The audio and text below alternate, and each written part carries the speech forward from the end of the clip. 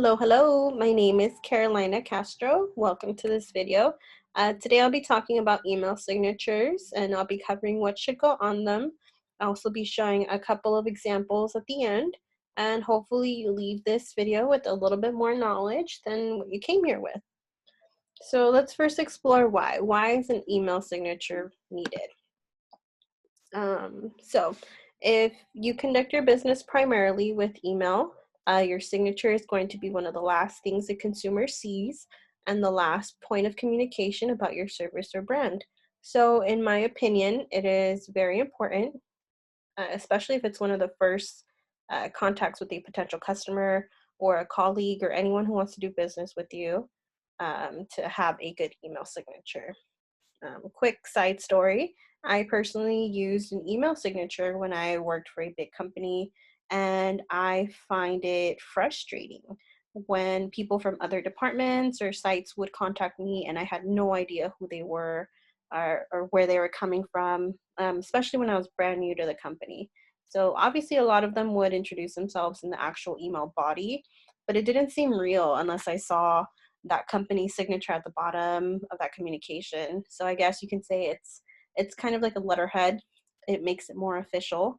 And if you want your company to be taken seriously, I would consider making one so you come across more professionally. All right.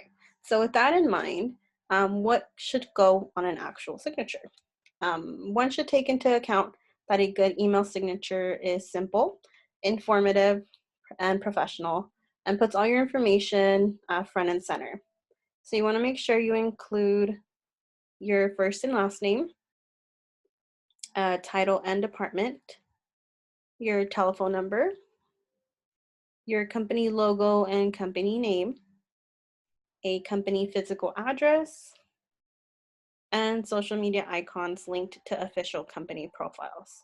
Now, these last two are optional, especially if you are in communication between colleagues, since you both know where the company is located, and there's no need to include any social media profiles, since most of the time they're blocked on company servers anyways.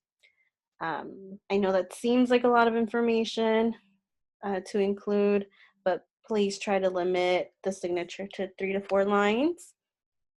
Don't start listing everything you've accomplished, all your points of contact, especially if you're not going to be able to check them or you're not checking them as quickly as you should be or as frequently.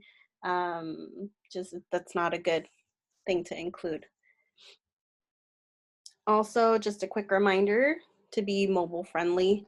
A lot of people check their emails on a mobile device, especially everyone that likes to take work home. So to scroll on a phone through 10, 15 lines of text at the end of an email is just very annoying. So in case you want to see what that looks like, here are some examples. We'll start very simple. This one right here has 3 lines. It has all the pertinent information you need. So person's name, their title, company, and phone number that he can be reached.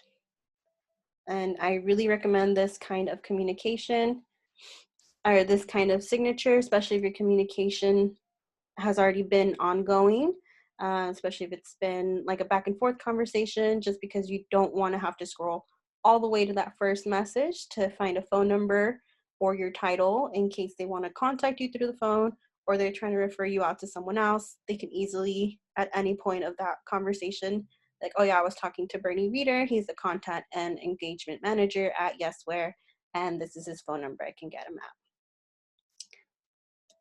All right, so these next examples, this one is very visually appealing to me. It's very clean. It has a lot of information, these 3 to 4 lines that, that we asked for before.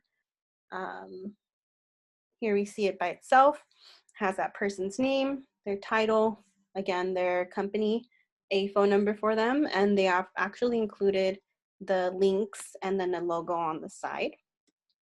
Here it is in an email. And you can see it looks very professional, very well organized, very clean. It just looks really nice. And lastly, this is a very fancy looking signature.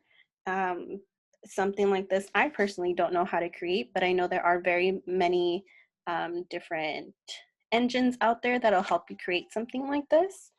Um, this one would be best used when first contacting a potential client whose business you're looking to add to yours, or if you're sending out letters looking for donations and it's coming from a general email, since this one right here at the bottom, if you can see my cursor, has a space for an email. Now, usually that, like I said before, if that's coming from a general email and someone else is in charge of this project, or you yourself are in charge of that project, but it's not where that email is coming from, that would be a good time to include that email portion right there.